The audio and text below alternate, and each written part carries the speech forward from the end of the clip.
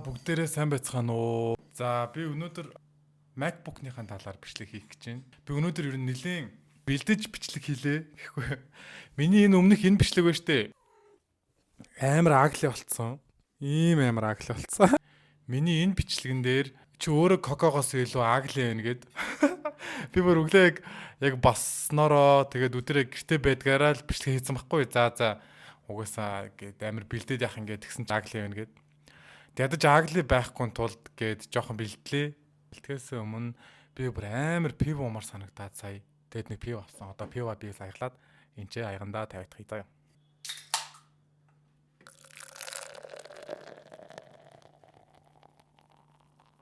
Амар жоохон пив амар хөөс орчлоо.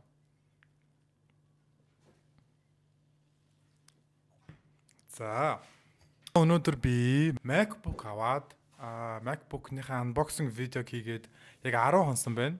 Тэгээ 10 хоног MacBook ашигласан гэсэн үг. Яг одоогийн байдлаар бол миний бүр хамгийн хайртай юм болж байгаа миний MacBook. Нуучлаарай Coco. Яагаад MacBook нэндээ ингээд хамгийн хайртай байгаа вэ гэдгээ энэ бичлэгэн дээрээ ярилцъя. Таалан суугаарай. Coco энэгээр бас яваал энэ аяр танарт Coco харуулъя. Coco бүр маш сайн зүгээр байгаа. Би ер нь 3 үзүүлэлтийг нь айгуу сайн дурдъя гэж бодож байна. Би бол яг MacBook одоо ажил болон амьдралынхаа аль хэрэгцээнд ашиглаж байгаа. Товч мэдээлэл өгвөл миний өмнөх бичлэгийг үзээгүй бас хүмүүс байж магадгүй.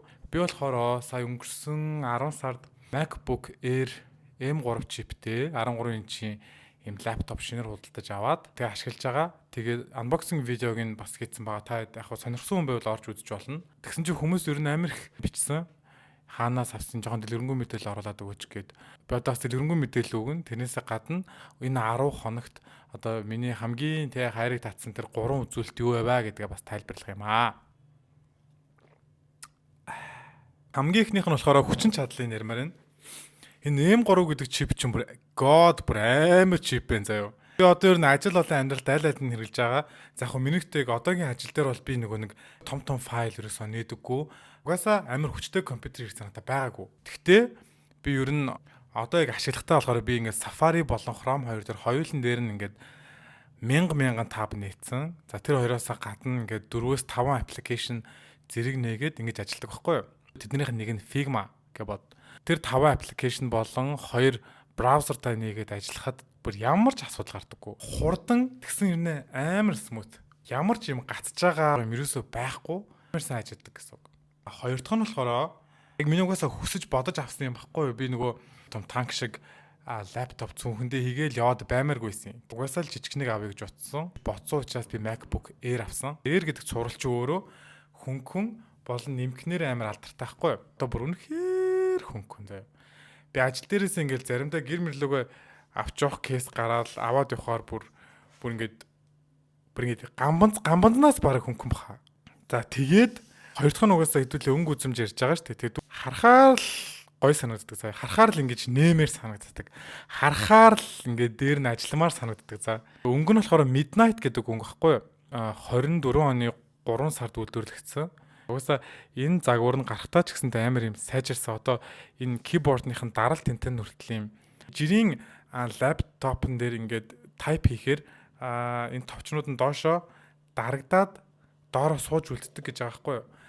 Энэ responsive keyboard гэж нэрлэе заа бүгдээрээ. Тэр responsive keyboard нь болохоор дарсны дараа ингэж өөдөөс дарагдсан гэдэг юм response үзүүлдэг. Тэр нь бас маш сонирхолтой тийм ээ. Тийм байна өнгө үзэмжийн хувьд.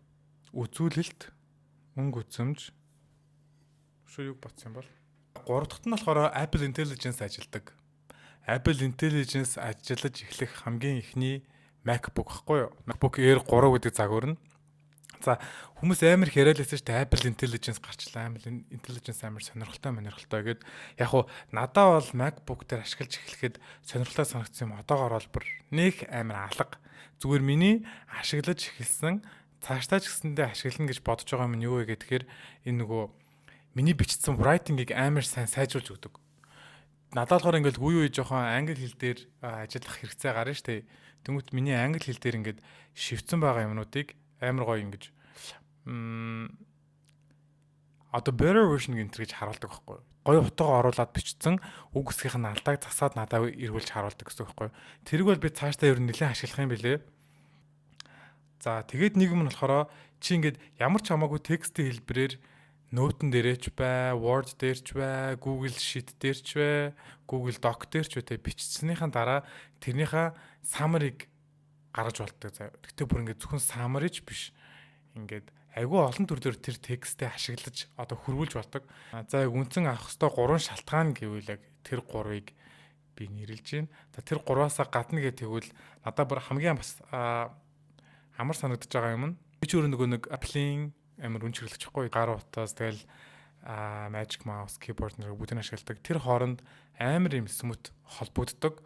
Бас хоорондоо нөгөө нэг файла маш хурдан, маш чанартайгаар солилцож чаддаг байхгүй. Би бичлэг энэ төр хийхдээ одоо MacBook-ээр эдэлж байгаа. Тэгэхээр хамаагүй амар, бас хамаагүй ойлгомжтой байгаа. За тэгээ батарейны хувьд ч гэсэндээ маш сайн батарейтай.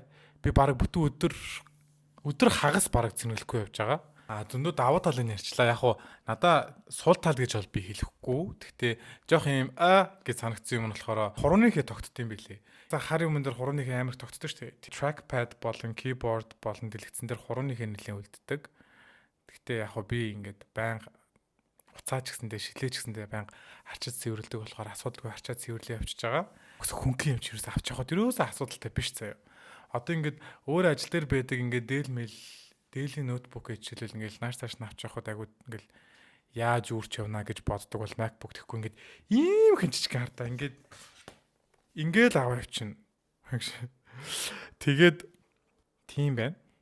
За би одоо яг хаанаас авсан мэдээлэлээ өгье. Би ер нь MacBook хайж эхэлж байхдаа амар олон газраас хайгаад тэгээ Монголд байсан газрууд нь болохоор бүр тэнийг юм шиг үнэтэй заяа. Тэгээд сайт дээрээс нь харж байгаа үн болон тэр хүмүүсийн зарж байгаа үн бүр шал өөр. Арай л амар үн нэмдэг байхгүй юу. Тэгээд за ямар ч байсан Монголоос авахгүй юм байна да гэж би бодоод за гаднаас цагсан ч гэсэндээ амар үнэтэй болох юм байна. MacBook Air яг хямдхан ч гэсэндээ бүр тийм амар хямдхан бол байхгүй. Тодорхой хэмжээний тэгэл 3-4 сая л болно шүү дээ мэдээж.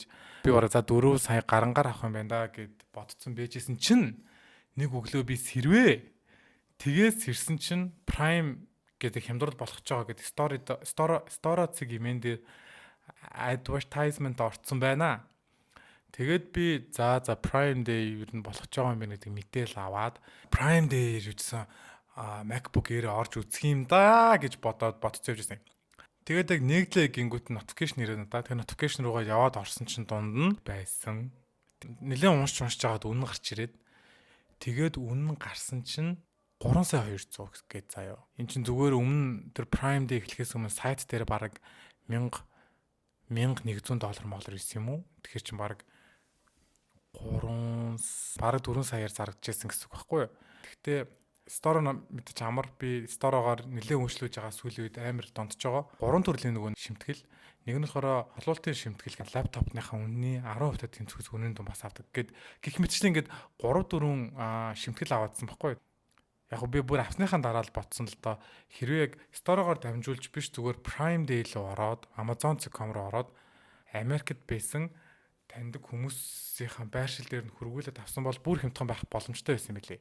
Гэхдээ шимтгэл нь нэмэгдээд би нөгөө Монголд зарж исэн дэлгүүрүүдээс хамаагүй хямдхан үнэтэй авсан. Одоо дараагийн MacBook нь зарлагдсан байхгүй сайхан хэдхэн хоногийн өмнө тэгж яхад Монгол дахь дэлгүүрүүдийн үн миний авсан үнээс баг хагас саяар үнэтэй байхгүй юу? What the fuck.